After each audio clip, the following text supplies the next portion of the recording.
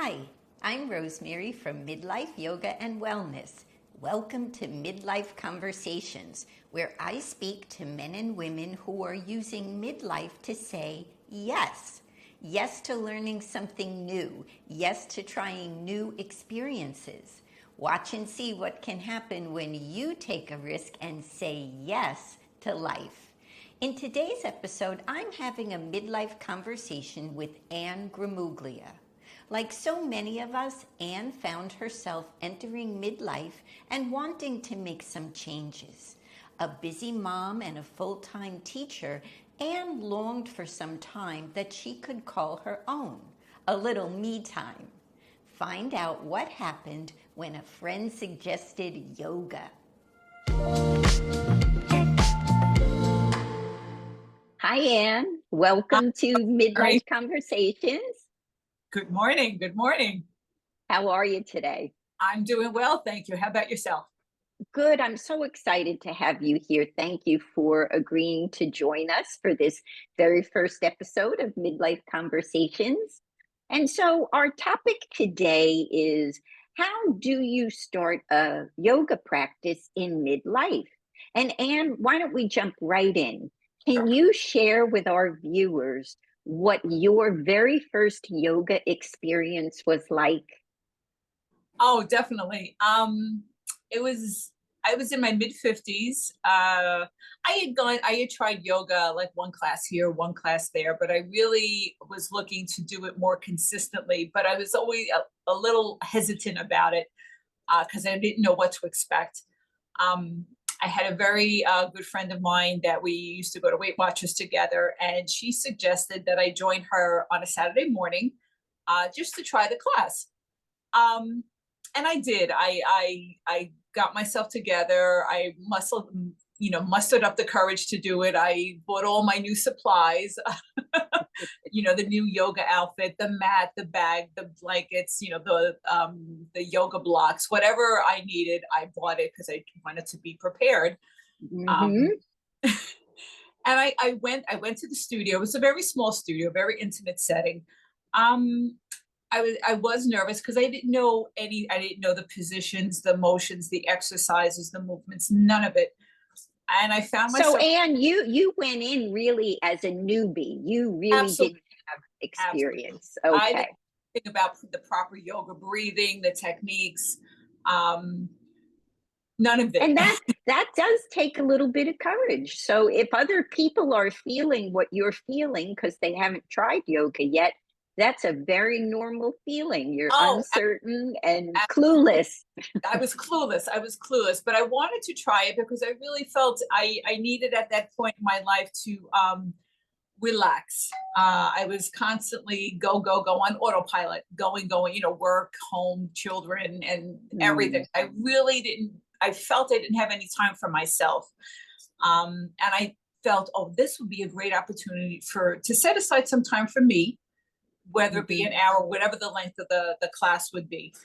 And the first class, again, I was looking around. I didn't know what I was doing. Am I doing this right? I felt very self-conscious because I felt everyone was staring at me, which was definitely was not the case, but that's how I felt at the time.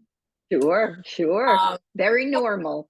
yes, yes. And fortunately, the instructor, knowing that I was new to her studio, she spoke to me before the class, and she calmed any of my anxieties about just do what you can, just follow along, and little by little you'll learn. I was like, okay, sounds reasonable. And basically that's how I got started. And I went back again and again.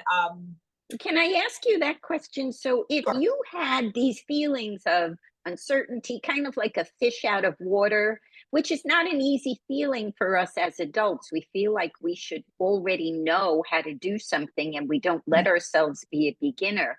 And even though you had that experience of feeling very much like a beginner, it didn't stop you from going back.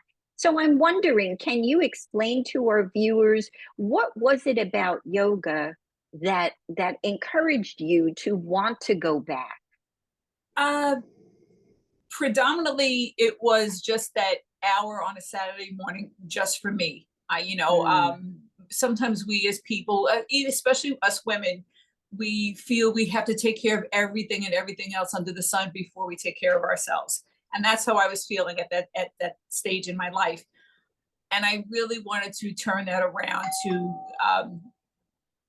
make more time for me, because if I don't take care of me, I can't, I obviously can't take care of everything else that I need to take care of, whether it be my home, my children, my job, and any and all other responsibilities that I may have had at that time. So, Anne, if you can remember back to those first few classes, how did you feel after class? Like either when you were in that final relaxation of the class or when you went back out into the world, how did you feel?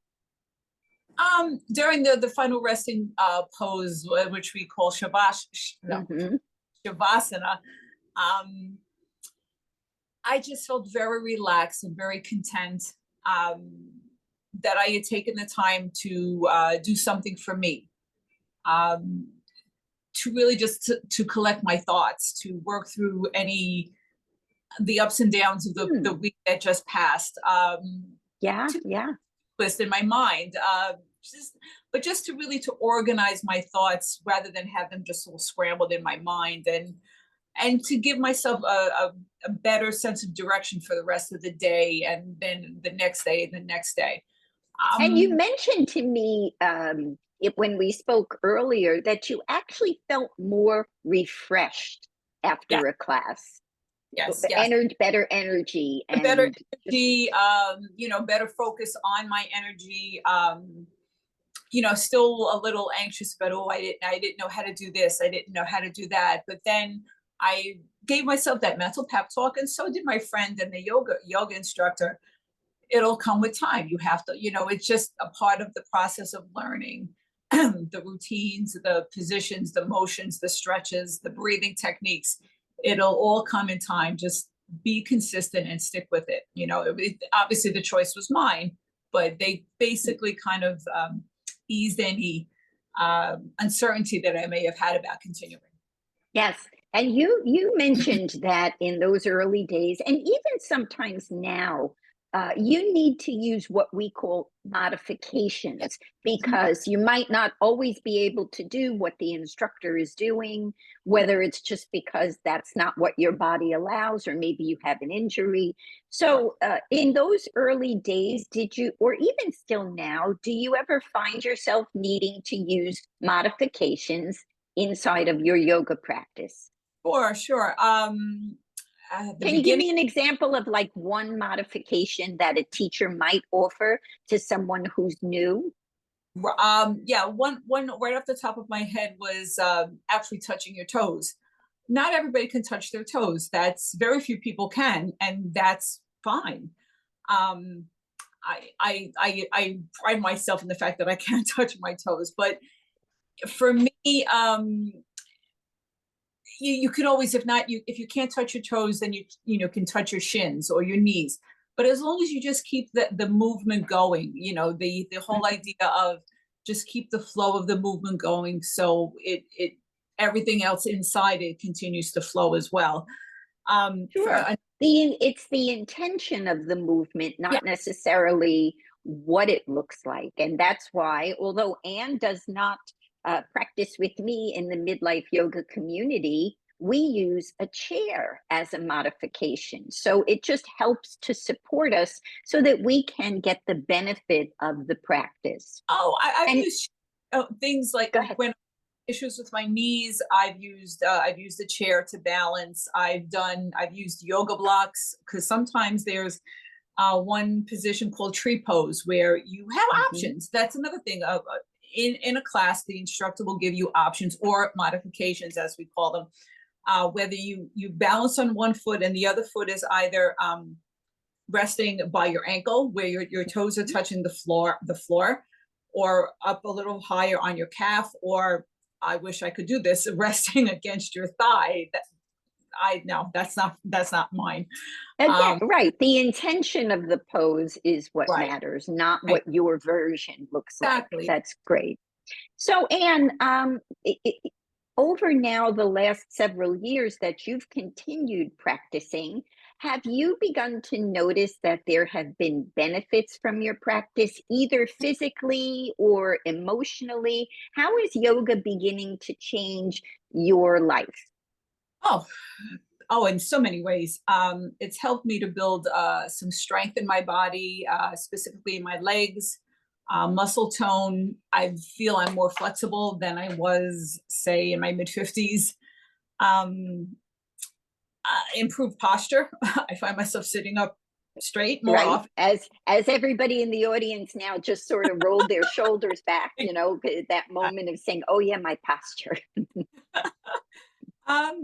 More energy. I also feel it just keeps everything physically moving throughout my body. The whole idea of not the motions, the positions, the poses, also the breathing techniques will, allow oxygen to flow through your body and just get the blood and all the juices going. And it's a very, it feels very energetic. It's a dynamic feeling. I You guess. you mentioned that your legs do feel stronger. You feel like your muscles are more toned. A lot of Mhm. people are under the misconception that yoga is just like laying down on a mat or sitting in a chair. So, would you say that on certain days your muscles really do feel the work that you're doing in your yoga practice? Yes, yes, yes, yes, yes. Especially if I'm away from it for a bit, a week or two, and then I'll go back. It definitely feels that muscle soreness from a really good workout, and Yeah, yeah, it which is so important, keeping our muscles strong as we get sure, older. sure. So there's It's not there's options. it's not every yoga class will you'll walk away the next day sore, like with all this muscle fatigue, because there's so many different types of yoga out there, where Mhm. certain types of yoga involve more movement, where others are more slower paced. But when you first get started, you will feel a little bit of soreness, but it's a good sore. It's a good soreness. It's like, oh yeah, that felt You great. moved Let your me do that. body. Yeah, yeah. So what about then some of the more emotional or mental benefits that you've experienced from your yoga practice? Basically, I feel that I'm more in touch with my emotions, and I'm learning. I continue to learn how to respond rather than react to certain things. Can we With stop a minute there? Because that's a very powerful statement, to sure. respond rather than to react. I love that. What does that look like when you say respond rather than react? Can you give us an example in your life of how you used to be and how that's begun to change? Yes, yes. Overall, I used to just react, very impulsive and just fly off the handle, whether it be being angry or just overly excited and not really thinking about what the situation I'm in and what I'm Mm, reacting to. But through the help of yoga, and the whole idea of relaxation, deep breathing, I I continue to learn to pause and think about what the current situation is and how can I best handle it. So I'm not right away reacting. I'm thinking, okay, this is the situation. What's the best way to handle it? And mhm. that is a response rather than. You had mentioned to me that you felt as though yoga had helped you to become a better parent, which I think is something that all of our viewers could relate to and might want to know a little bit about. Sure. How has your breath work and your yoga practice helped you in raising your kids? Again, that whole response rather than react, philosophy. Um, now that they're both in their 20s, so it's not that that much of a concern, not a concern, but an issue any longer. But when they were younger, I used to, before yoga, pre-yoga, just react, and I would get angry, and I would fly with and yell and be angry at them for no specific reason. That's just my then Well, it personality. was it was what was inside of you, Yes, and it exactly. comes to the surface. Yeah. But now I've learned, like I said, to calm down, think about what, for example, either Patrick or Laura, they're communicating to me, and really, really listen to what their needs are. It's important to them, whatever they're communicating to me. And I really, really had to learn to truly listen to them and have them say their piece, whatever they're upset about or concerned about, or even happy about, whatever they wanted to share with their mom, and then respond accordingly. Yeah. And Yeah. have a dialogue between my children, you know, and I never really thought I'd ever get to that point, and I'm so grateful that I have, because we always had a good relationship, but it's closer, much closer. I Yeah. never thought it'd get any closer, but it has been. So it's Yeah, that's wonderful. That's one, and it's something else that you and I spoke about. As teachers, we Mhm. understand what it's like not only for us to be reactionary, because like something happens in the moment, sometimes we react without thinking, but Right. it's the same way for students. So you told me a very interesting story about how now in your position as a substitute teacher with younger children, you've actually been able to use some of the breath work from your yoga practice to work with younger children, which Us. for anybody that's got grandchildren or anybody that's around young children, really whatever age you are, that's a wonderful practice. Can you tell us just a little bit more about that? Maybe we can even try it. Absolutely, absolutely. I currently now I truly enjoy subbing third, fourth, and fifth grade, and once in a while I'll sub with for first and second graders. And this was a whole new eye opener for me. I never really realized how much younger children will cry over with something to us may not be significant, but to them it's important. So I have to acknowledge that. All right, this they're upset about something. I need to help this child solve their concern, or their, for whatever reason they're upset. And I don't mean to interrupt you, but that's exactly what you were talking about. You take a moment to understand that this is something important to the child. So you're not reacting right away. Right. You're taking a moment to collect your own breath, to collect your Mhm. own thoughts. I'm sorry, go ahead. No, no, that's okay. A child will come up to me, Miss G, so and so is crying, so and so is crying, and that's when I take that little pause and say, okay, now I have to let me deal with this young child crying, what for whatever reason is. And you know, when little children are crying, they can't really communicate that verbally because they're all upset. And so I'll take the child aside, maybe out in the hallway right outside the door, and I'll say, look at me, let's calm down. And and this is, I have to give you credit, Rosemary. Smell the roses, smell the flowers, blow out the candles. So And they'll let's look. try that just for a minute, because as I said, this is really something that could be for any age, right? When you're feeling nervous, maybe you're waiting for some medical results or anything that gets you nervous. So why don't we invite our viewers for a moment to try something with us, and we'll just take our hands up as though we were bringing a flower to our nose, and then let our hands come back down. So that's what the hands will do. So now breathe in through your nose like you're inhaling the scent of a beautiful flower. Now purse your lips like you're blowing out a birthday candle. Let's do that once more. Just inhale the scent of the most beautiful flower you can think of. Purse your lips, blow out a birthday candle. And if you do that for about a minute, you can really slow down the breathing, reset your Mhm. nervous system. And how did that work with the child who was crying? They initially looked at me like I was crazy. Said, trust me. I explained to them, I said, you need to calm down. And once you calm down, then we'll talk about what you're upset about.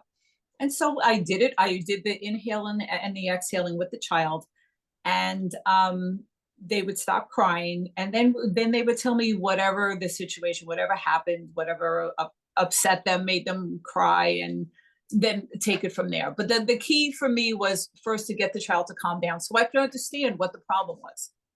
And that's really one of the things that you find that we find in a yoga practice. It's very much about the breath. The instructor will cue the breath throughout the class. And it's a purposeful breath, and that will help tremendously when you need to calm down, when you have a lot of stress going on. So I thank you for also found that sharing that. Yes, go ahead. I just recently learned on our Saturday morning class, along with the deep breathing, inhaling and exhaling, sometimes the whole aspect of energy, like touch. You know, this to Mhm. me is very, very calming. If I'm upset, and I'll inhale and exhale, but whole just this putting my hands to my chest or by my throat is just, it to me is very relaxing. It's very Yes. calming. Yes, Um, it's you're self-soothing, yes. and that's a wonderful practice. Mhm. So, Anne, I loved that you told me that for 2023, you have a couple of words that are your guideposts for the year. Would you mind sharing with our viewers what your words are for 2023? Sure, no problem. My I have two actually. One is patience and the other is balance. That's wonderful. I loved that when you told me that. And so how does yoga help you in whatever way to sort of follow those guideposts to implement balance and patience in your life? I'll start with patience. Basically, it's the whole idea of, and through yoga, I'm learning to do this, to just trust the process. I may have certain intentions for myself, certain goals for myself. And at the beginning of a yoga class, you'll put your intentions out to the universe. Um, and for me, the patience comes in because I normally would want my intentions met immediately. That's Instant gratification. it's gratification. But I've learned, and I continue to learn, that that's not always necessarily the case. And also, the intention that I may set for myself may not be a right intention for me, and I won't, quote unquote, receive it. Mhm. Um, so it's just a matter of accepting, living in the moment, accepting my reality, and just being patient with things that I want to do for myself. And Yes, also, very often we want something, we want it right now, and yet it might not be the best thing for right, us. So when you're patient, it gives you time to discover if something is really right for you or if right. you need to let go. To Yeah. do that And how little is, I'm sorry, go ahead. self-assessment. Well, maybe, yeah, maybe this initial intention or goal wasn't right for me at all, or maybe down the road, down in the future. Mm. So let me, switch my tweak my goals or tweak my mindset a little bit to something that's better suited for me, and then proceed from there. The stillness helps you to listen to the voice inside, right? So, what about balance? When you talk about balance, can you explain to our viewers what you mean? Yes, everything in moderation. Everything. I have a tendency also to be a woman of extremes, in terms of that foods that I like to eat. Like, a whole sleeve of work, Oh, maybe we can the best all thing. relate. Yes, yes. But everything in moderation, whether it be not only food, but online, being online throughout the day, or too Sure. much TV, or too much, or working too much. Yeah. Any Everything, excess. yes, too many excesses just don't work for me or anyone for that matter. So I'm learning to put everything in balance. Of proper amount of sleep, proper amount of recreation, proper amount of work, whatever my body. I'm learning to listen to my body. That's basically the point I'm trying to get to. That you listen to your Yes. body cues, and therefore you can put everything, figure out that balance, and just do what's right for you. And in a yoga practice, what you're talking about listening to your body, that's what you do in a yoga practice. And one of the things that's usually in every yoga class would be a balance pose. Mhm. And so when you balance in your body, do you find that it helps you to strike balance in your life? Yes. I never thought of it that way. I mean, Sure. I regularly balance. It's something that I even was had to do in physical therapy and recovering from like different injuries and surgeries and whatnot. And I can remember being in physical therapy thinking to myself, oh, this is what we do this in yoga, balancing on one foot, a bridge pose, Yes. Yes. warrior poses for balance. The idea is that what you do on the mat follows you into your life.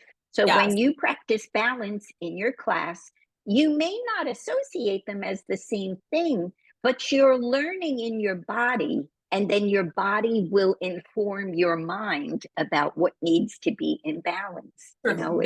That's one of the underlying principles that over time people will grow to learn in their yoga practice. So, okay. So, Anne, as we're getting near to the close of this, if there's somebody listening right now who is a beginner or maybe hasn't even tried a class, what is the best piece of advice you could give to someone who's a beginner? just really try it for 10-15 minutes, whether you go to a studio. Usually studio classes are an hour, but you never know. There's so many different studios out there, but try 10-15 minute class online and in the comfort of your own home. If you're a little reluctant because you don't want to, you feel that people are going to be watching you, which is not the case, but I understand that feeling. I do a 10-15 minute class at home. And on YouTube, right? There's lots and lots of videos sure. on YouTube that you can just find one that seems to Yeah. work for you, right? Yes. Yeah. Now, you mentioned to me about in your advice for beginners about not taking yourself too seriously. Right. Can you tell me a little more about that? Yes, just go and have fun with it, and always remember the one thing you have to always keep in mind, that the seasoned yoga student was once a beginner. The instructor was once a beginner. Oh my goodness. So Yes. no one's going to oh, there's a newbie in class. Ooh. Actually, the opposite is true. In most yoga classes, when they know you're new, people are so kind and so generous. It's a good tribe of people inside yoga classes for the most part. So yeah, they will. They definitely will help. I found that to be true when I first started back in my mid-50s. People were very supportive. The instructor was very supportive. And just go in and have fun with it. Just take into the knowing that you're doing something for yourself. Yeah, you take care, even like I said, 10-15 minutes, and it'll definitely change the way you proceed throughout the rest of your day. Yeah, that's wonderful advice. And so, Anne, you mentioned to me that you'd like to share with our viewers a quote that has a particularly strong meaning for you. So please be my guest. Go right ahead.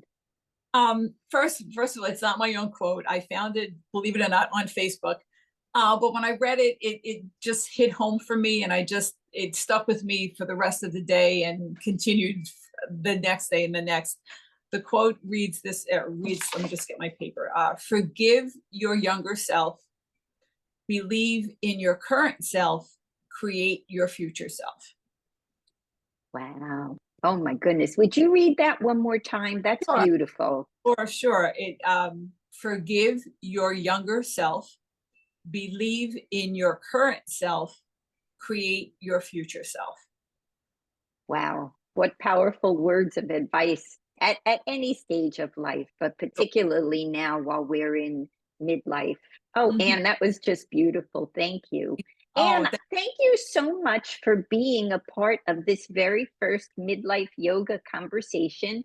And I just want to share with viewers that when I had this sort of seed of an idea that this was something I'd like to try, I thought of Anne right away because she's a very courageous woman, and she'll take that risk of, okay, I've never done this, but I'm going to give it a try, just like she did with her first yoga class. And so that's what we're reaching out to encourage people. Just take a try. If it doesn't work out, that's okay.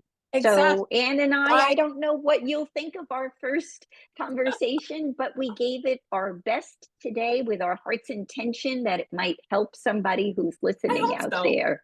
Try Yes, it.